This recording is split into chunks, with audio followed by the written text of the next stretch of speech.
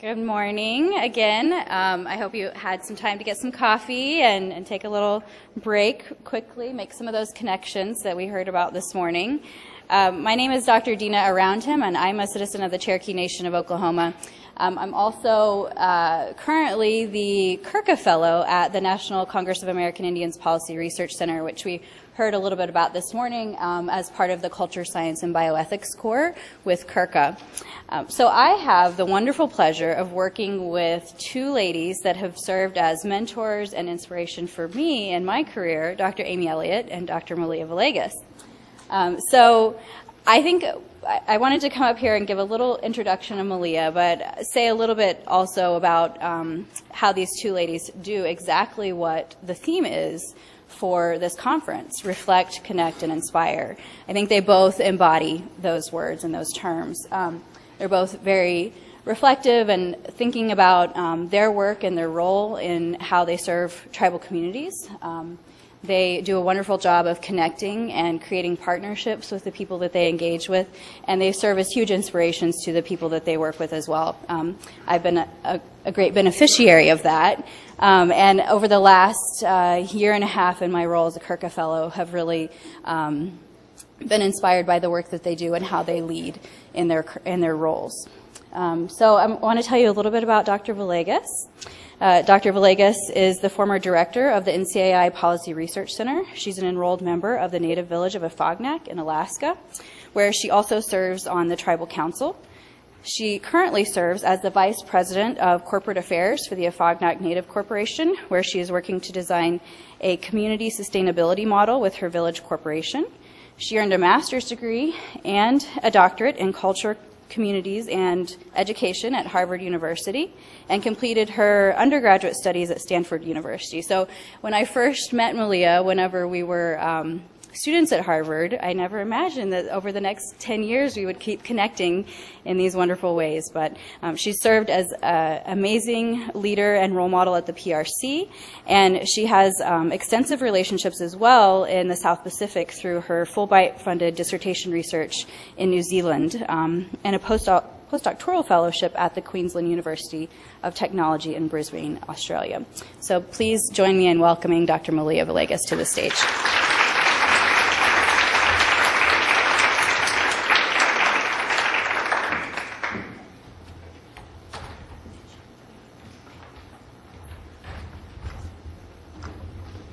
I didn't know Dina was going to be introducing me, so I'm leaking a little bit. It's bittersweet to be here, an honor to be here with you all. Chamai waka, good morning, everyone. I have to say that every time I get an invitation to the Plains, I'm actually very intimidated because of the leadership that is here. And I want to begin by acknowledging this place that we're in, the leaders who have gone before, the leaders who are continuing to carry the mission and the vision for our people and our places in this space. It's always hard to be in a room without windows and to remember where we're at, but this is such a beautiful room and such a wonderful place to be in. I want to acknowledge those who invited me to come. It's been about 2 years since I had the honor to talk at the CRCAIH Summit, and it's a real gift to be here. So Dr. Elliott, your whole team, I know it takes a village to make something like this happen, and 5 years you folks have been showing us how to do it in a good way. So Klayana, and thank you for the invitation.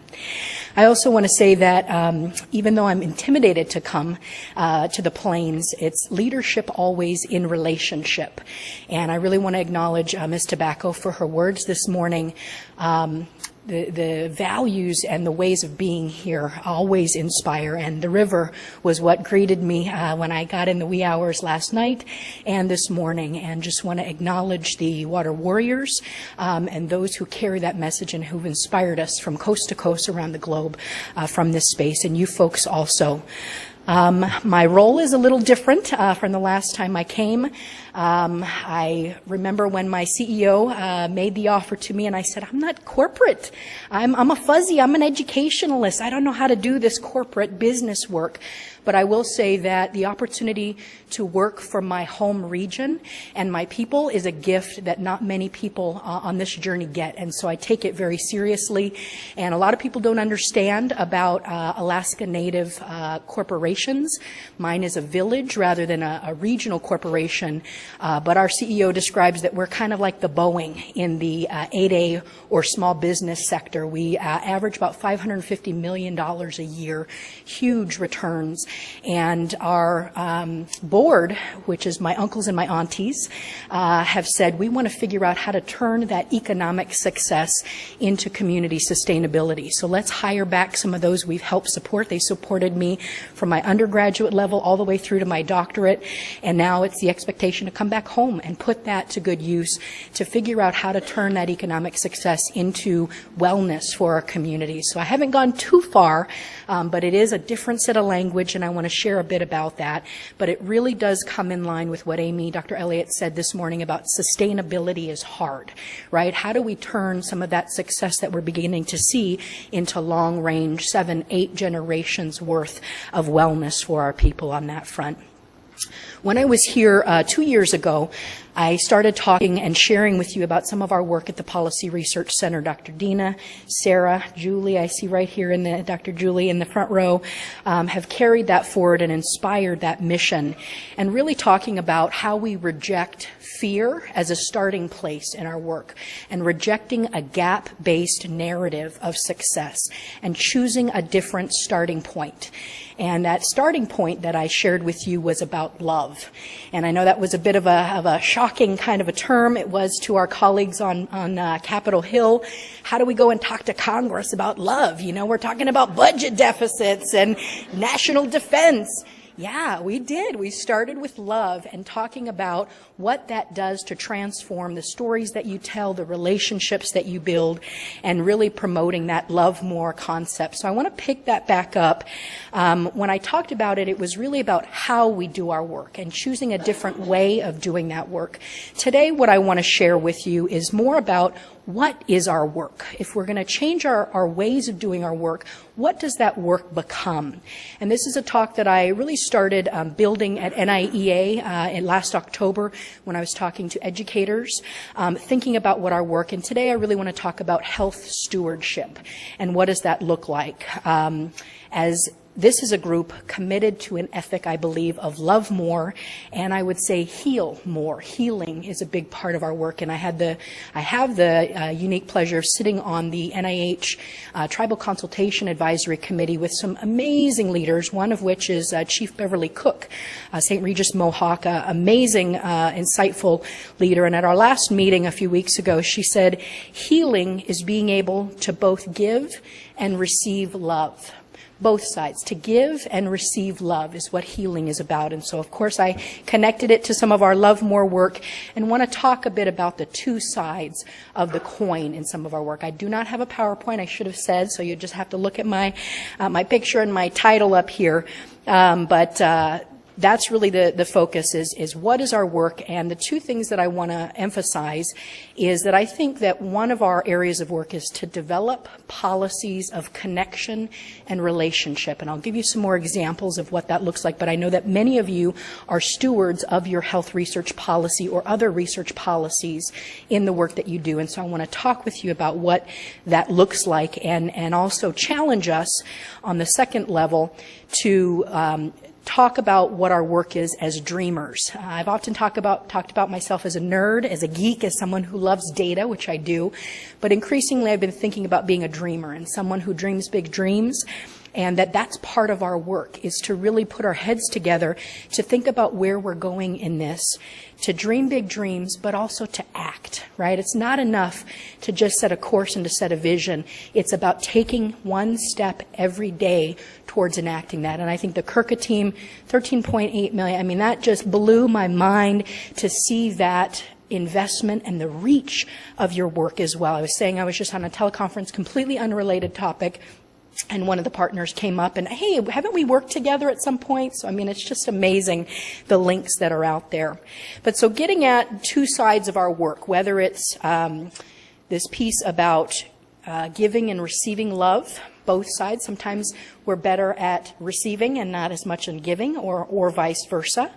But also protect and benefit. So when we think about protect and benefit, this is a framework that NCAI promotes in its research that heals, research that benefits Native communities that we've been working with a few of the tribes in the region. And so I want to ask this question about what do we need to protect ourselves from? And I think that this is a question that you and your research teams, you and your communities should be thinking about and maybe having some discussions about, because I think what you'll find is that different people have different perspectives about what the dangers are. And I'm not suggesting that we start from fear, but really thinking about what is the nature of the world that we're in right now.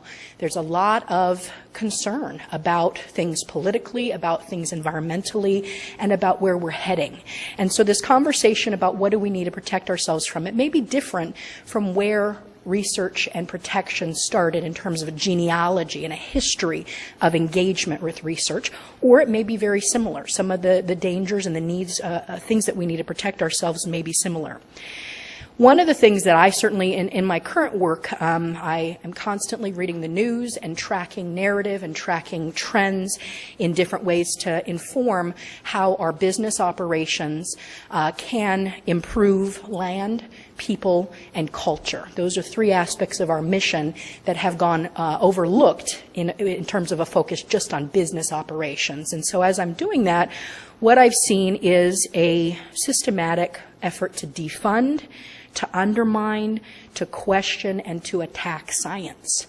And I'm very concerned about that as someone who is a data geek, as someone who believes in the value of knowledge and information for the communities that I serve and that I try to steward.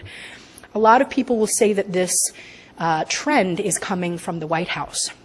I think there is some of that. Former President Obama wanted to make a name for himself as the science president. The annual science fair was one of the biggest events at the White House, we're told. And I think the change in administration has come with some undermining of that effort. But I don't think it's just from the White House. Even during the Obama administration, our organization at NCAI, and I'll be speaking across NCAI and my new role today, but there was a real systematic attack on the census and the census program in particular from many Congress people. So our leadership in some ways, plus, and I'm thinking about Alaska because that's where my current context is, but there is a diminishing public funding trend for higher education going on, and institutions of higher education are having to really rethink where their funding comes from. And that's both in terms of training researchers, but also in terms of investing in the research enterprise. We have to ask ourselves this question, why? Why is this happening? Why is there a diminishment? Why is there a decrease? Why are there attacks on science at this moment? I think one of the reasons is because knowledge is power, and those that control the knowledge have the power. And so thinking about our roles and our work as stewards of science and knowledge at this moment is important. A lot of my job currently is also to ask, what is the government spending money on? And how can we as a Native corporation get into that field, get into that to maximize our profits? Who's spending money on research? I love that quote from former Vice President Biden this morning. You know, where the money is being spent, trace those dollars. That shows what we value in our society. And so I think it's really important as stewards and as those committed to protect our people through research to ask who's spending money and who is investing in research if not the government. Who is the government partnering with? Because those are whose interests are being represented at the table in this context.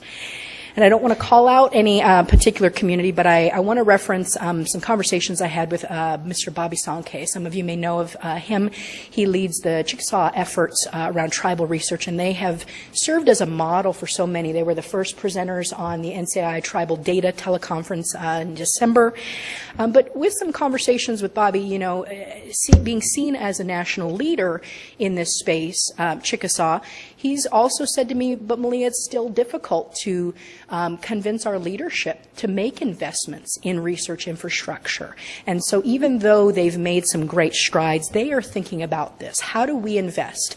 Is money the only investment that we can make, or are there other ways that we can serve to protect our interests and make investments in this space?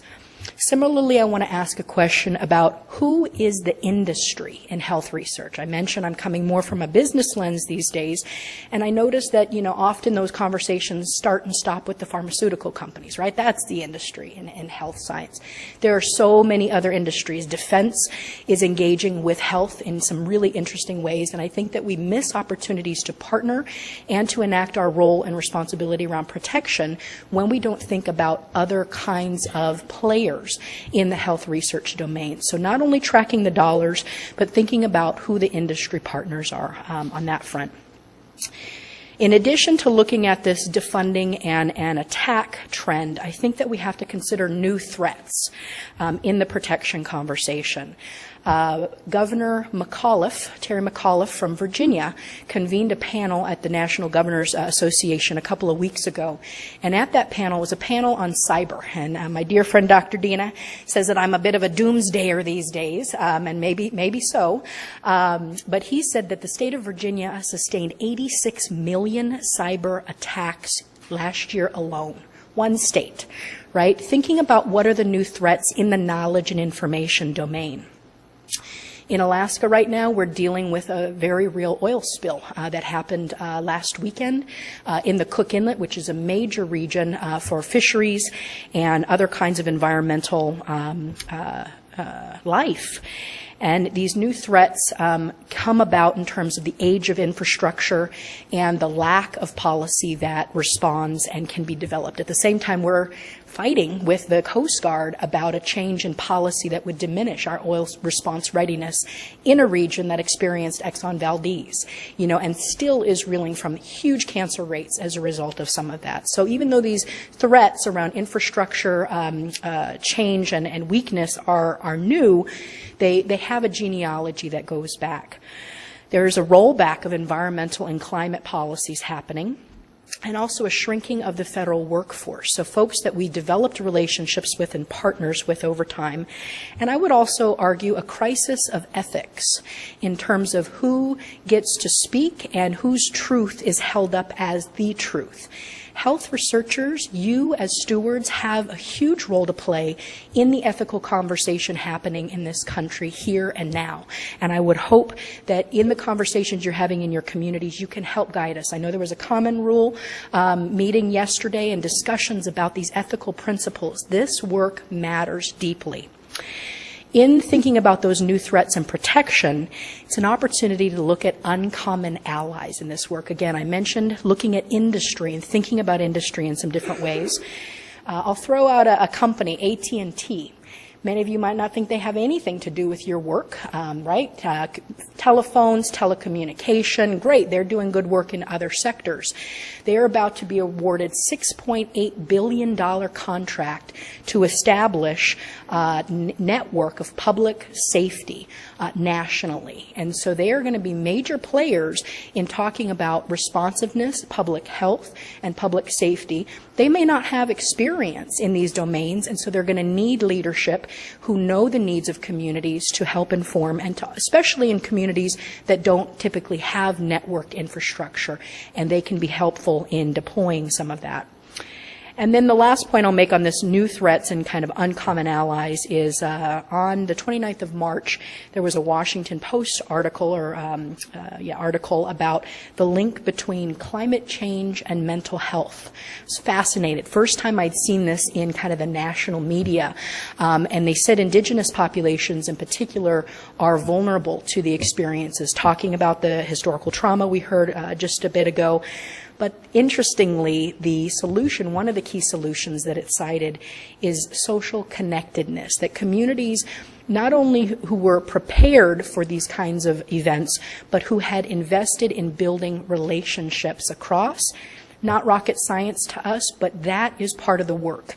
It's not just about naming the aggressors or naming the opposition. It's about investing in social connectedness. That's part of our work in protection and as stewards. And so taking from a few of those examples, then, what do we need to protect ourselves from? For me, it comes down to policies of separation and division. It's very easy to talk about Republican and Democrat differences. But even within the major parties in this country, you have subgroups and some parties, Freedom Caucus, you've heard about the Tea Party, these different smaller groups, and it's not as simple as liberal or conservative. It never has been. That's a real easy kind of a marker, but instead what I'm asking you to do is to think, and when you hear some of these policy movements or efforts or initiatives emerge, think instead about, are they promoting a policy of separation and division, or are they promoting policies of relationship, connection, and community? And how do those two differ? What does that look like? Do the policies that you're developing in your communities, would they stand as policies of separation and division, or as policies of relationship, connection, and community? This may seem fuzzy, this may seem abstract, but if you get in the habit of beginning to identify not just the values, but the view and the theory of the logic that sits behind these policies, you can be better equipped to act as stewards and to generate stronger health outcomes. So I encourage you in your communities, in your groups, to actually go through a process of looking at tribal health research policies that you're developing or others that are impacting your work, and think about whether or not you would deem them in these ways, policies of separation and division or policies of relationship, connection, and community.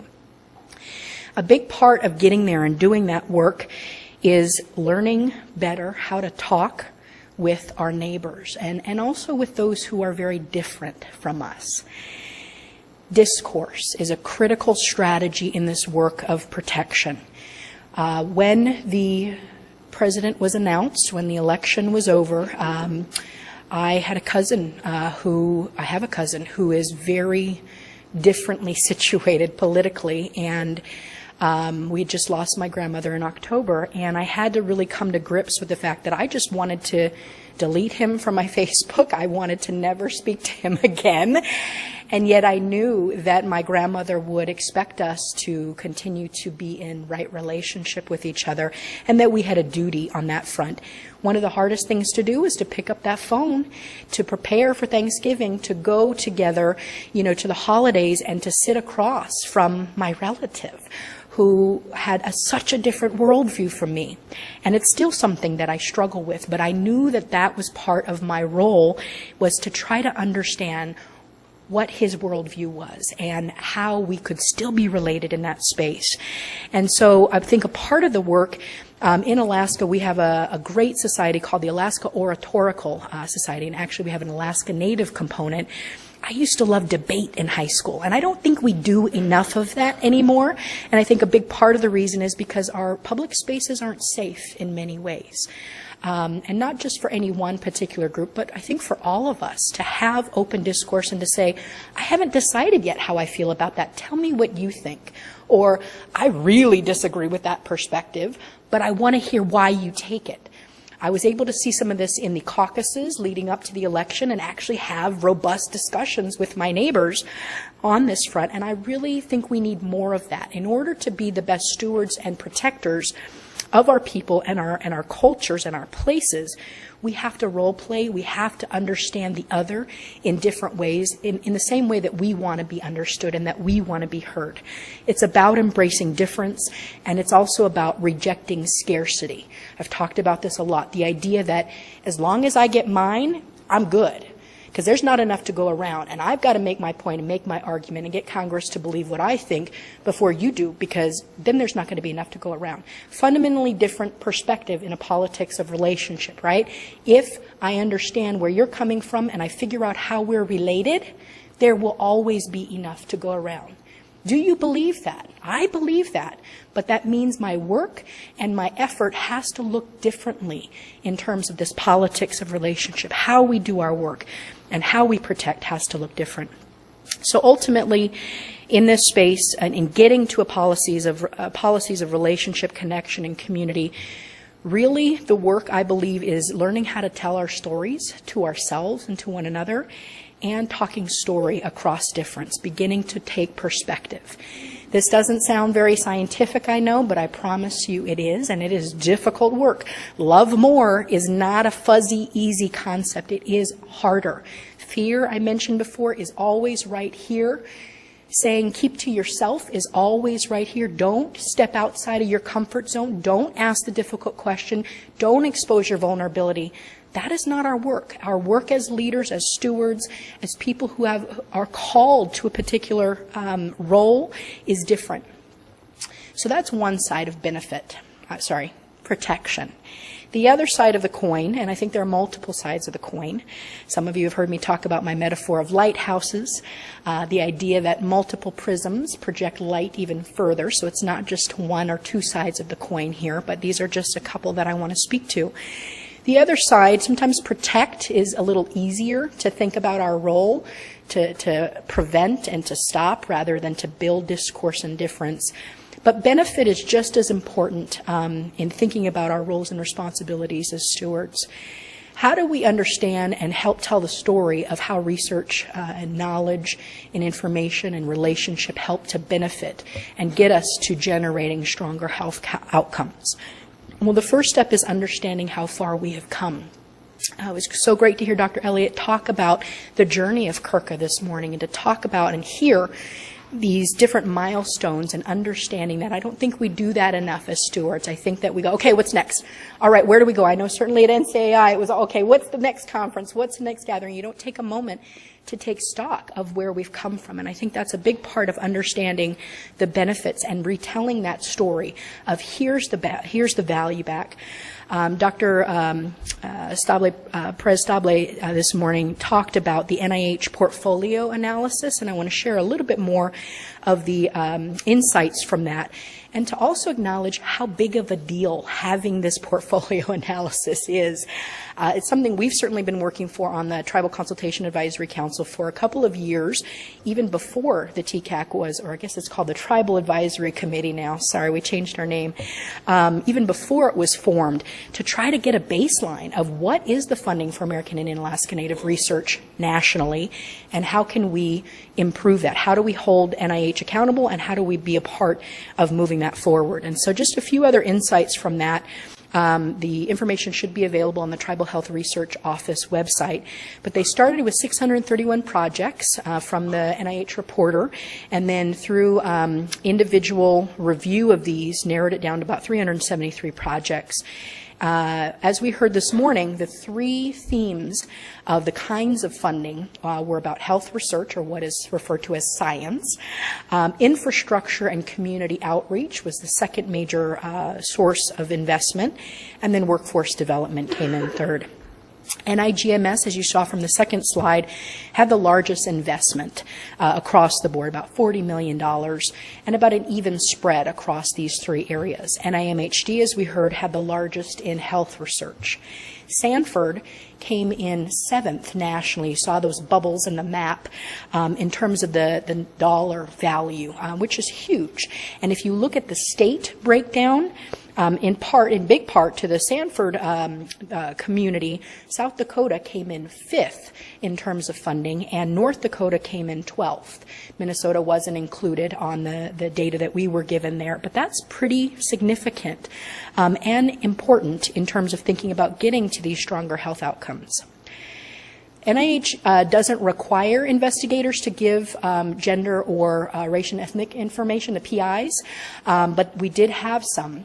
How many of you think that of those who were included in this, who are leading American Indian and Alaska Native health research, that the majority are men? None. Okay, so by design, how many of you think the majority are women? Interesting. Why would that be? And is that the same as for other kinds of research? You are correct. The majority of those that did provide this data show that it's female investigators who are leading this research. And those that provide the data show that it's white female investigators by and large. Although 12% of those who reported are American Indian and Alaska Natives. So that's huge. What we didn't hear about this morning, and I want to share, is that based on the percentage of deaths for American Indian and Alaska Natives that are tracked, and there is a problem with how death data is calculated, but of what we have, and the percentage of research projects included in this, there is an apparent need for more research in diseases of the heart, in terms of accidents and unintentional injuries, huge gap there, huge need, and also chronic liver disease and cirrhosis. And we saw that as one of the areas of priority for NIMHD, which was great to hear. And interestingly, there's a seeming overemphasis on diabetes research, huge difference there between the percentage of deaths and the percentage of research projects, and Alzheimer's.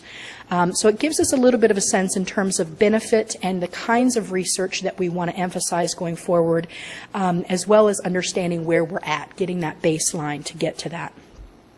So beginning to do that here, I think the health index we heard about was just fabulous, and beginning to understand what some of those needs and priorities might be.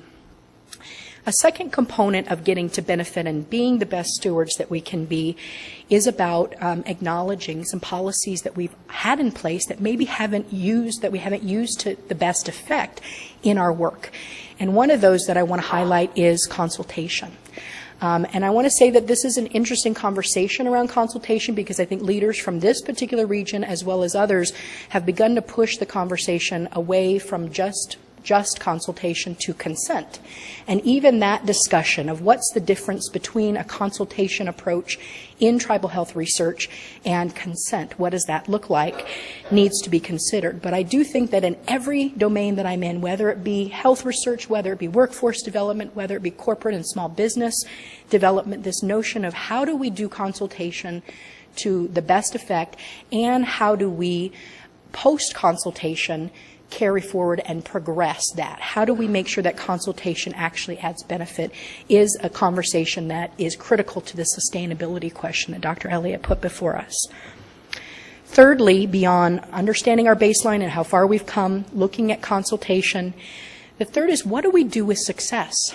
We saw some really neat slides just a moment ago around mortality and some of the improvements or the proposed suggested improvements.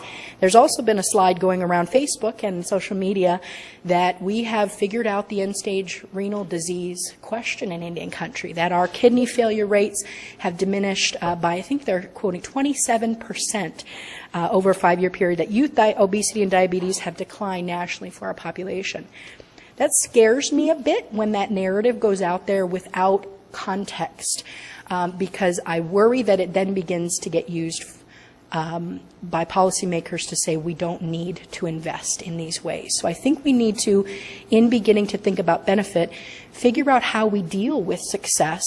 And if we're working within a gap framework, that's the end of the discussion. If we start from a different space about understanding, for instance, how diabetes connects to heart disease, co-occurring conditions, right, relationships, then we begin to see a different endpoint and a different way of doing our work in this space. So really beginning to rethink how we deal with success and the narratives that are out there about success.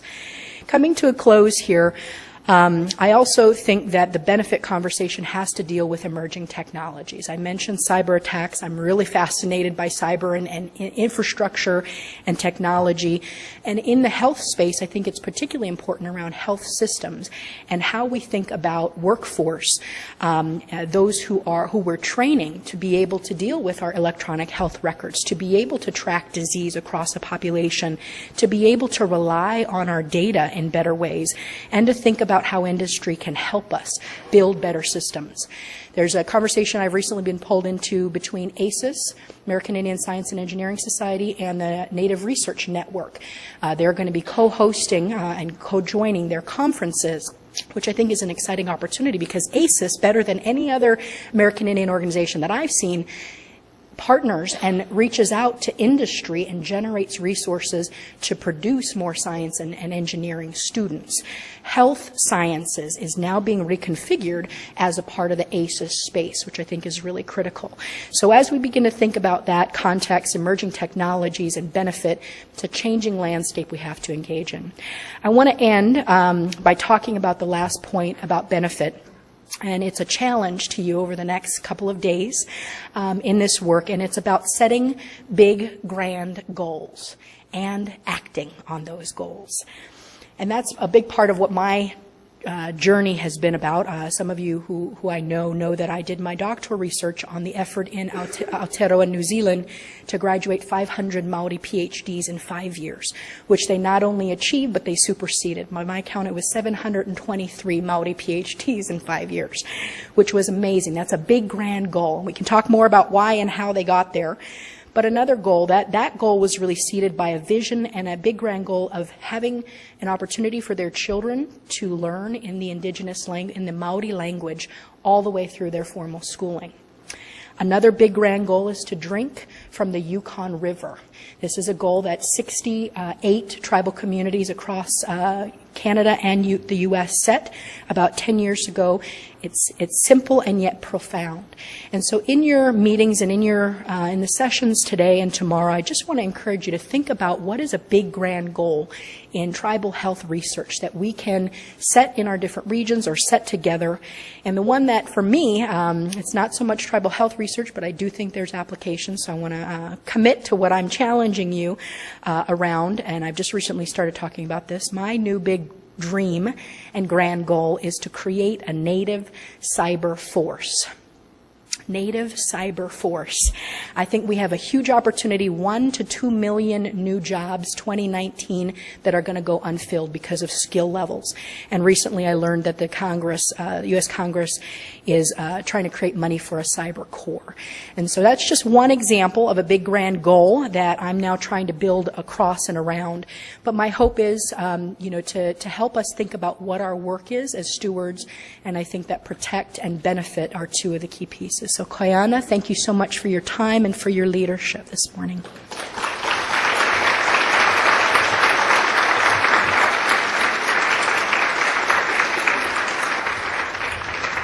And Malia, do we have time for at least one question? Any questions?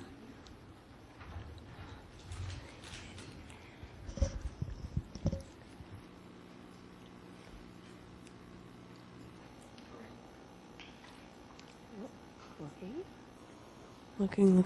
No worries. I'll be around. Questions? All right.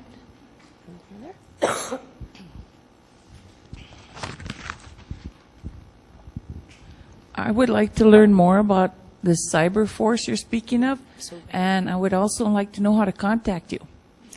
Great questions. So my email address, my current one, and hopefully for a while, is just my first name, Malia, at Afognak, which is A-F as in Frank, OGNAK.com. Malia at Afognak.com.